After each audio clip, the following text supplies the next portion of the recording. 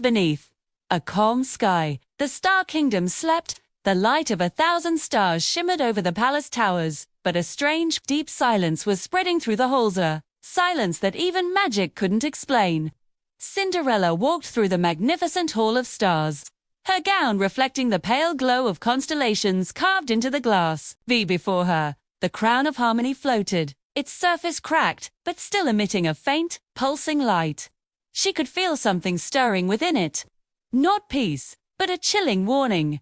Suddenly, the air trembled, the light dimmed, and from the shadows pooling beneath the crystal floor, a whisper rose, slithering through the silence. You cannot destroy what was never born in light. The palace shook violently. The stars outside flickered as if they were dying.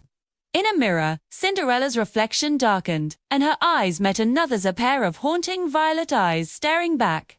Lady Umbra had returned. Far away, at the edge of the kingdom, Princess Myra stood on a cliff overlooking the ocean. She felt the waves pulse with a strange, unsettling energy. The water darkened, curling upward as if something from the deep was calling to it. Princess Aria appeared beside her in a swirl of wind, her dress billowing. "The sea remembers," Myra murmured, her voice filled with dread. "No," Aria corrected, her own voice tight. "It warns." Just then, the ocean exploded into a vortex of black mist. A shape formed within a tater figure, cloaked in smoke and crowned in shadows. Lady Umbra rose from the abyss, her voice both serene and terrifyingly cold.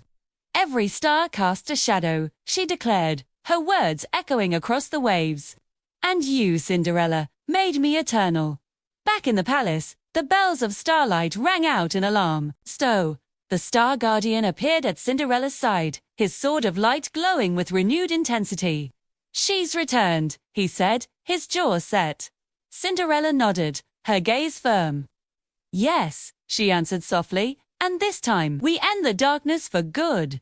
The princesses gathered, Luna, Aria, and Myra, each holding a fragment of the shattered crown. Together, they stepped onto the sky bridge, a shining crystal path suspended between the realms of light and shadow.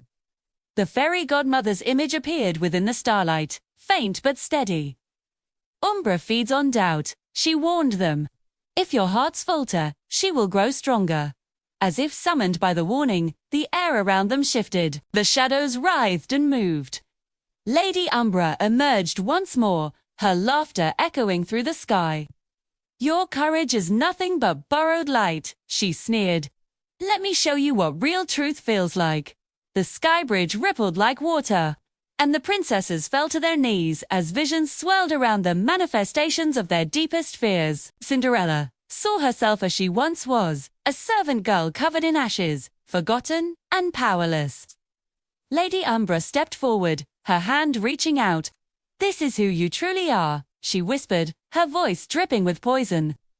Cinderella stared at her trembling, soot-stained hands. The past she thought she'd escaped was all around her again, the cold attic, the cruel laughter, the crushing feeling of being small and unseen.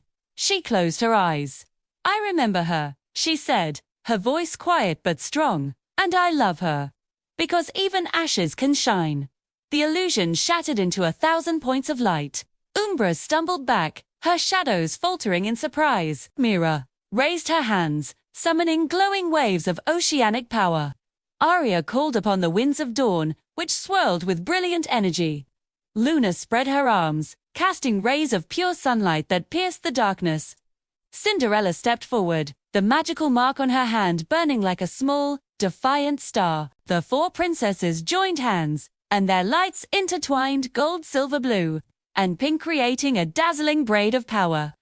Lady Umbra screamed as the combined light enveloped her, twisting through every shadow she commanded. Cinderella lifted the crown of harmony, now whole, and restored and placed it over her heart. "We don't destroy shadows," she said, her voice ringing with newfound wisdom. "We transform them." The light erupted, filling the entire sky with radiant, vibrant color. The darkness broke apart, and every last fragment turned into a brand new star. Lady Umbra's final whisper drifted away on the wind, not a curse, but a soft, final sigh of release. Wind. When the storm cleared, the Star Kingdom glowed brighter than ever before. The guardian knelt before Cinderella, his head bowed in reverence. "You turn darkness into dawn," he said. Cinderella smiled, her eyes reflecting the newly born stars. "Because every light," she replied, "begins in shadow." Across the heavens, the stars formed a celestial crown, a symbol of peace reborn, and far beyond the clouds, the faintest whisper of magic promised that the story was not over yet. Thank you for watching. Don't miss the epic season finale next week. If you enjoyed this episode, please hit that like button, subscribe, and ring the bell so you don't miss what happens next.